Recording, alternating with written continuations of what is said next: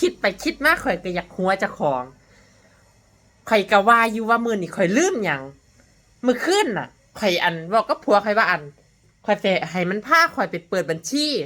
เพราะว่าข่อยสิเฮ็ดให้มันถูกต้องหมดทุกสิ่งทุกอย่างย่ามแบบกรมสรรพากรเขาเจ้าตรวจสอบข่อยจังสิโชว์ให้เพิ่นได้ว่า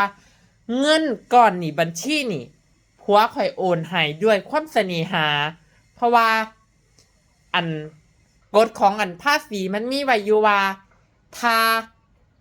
เงินที่เฮาได้มาแบบที่เฮาบ่ต้องทำงานที่คนอื่นให้เฮาด้วยการเสน่หาอย่างเช่นผัวเฮาแฟนเฮาจังซี่มันสิได้การยกเว้นภาษีประมาณ10 ล้านแต่ว่าผัวข่อยน่ะมันให้เงินข่อยด้วยเสน่หาแบบเดือนละ10,000 2 เดือน 20,000แน่อีหยังจังซี่ข่อยแต่มันโอนเข้ามาได้บัญชีธนาคารที่ข่อยสิเปิดใหม่ไว้เพราะว่าย่ำข่อยเจอภาษีตรวจสอบมาข่อยกระแจงสิมีหลักฐานว่าเงินก่อนนี่มันบ่แม่นเงินข่อยหามาได้เด้อมันเป็นเงินผัวข่อยที่เอาให้ข่อยใช้ด้วยความเสน่หามันจังสิบ่ได้เสียภาษีย่ำเจอตรวจสอบมาเฮาจังสิได้สบายใจเดี๋ยว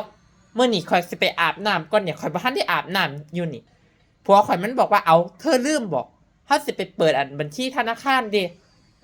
ข่อยสิไปอาบน้ำก่อนเด้อ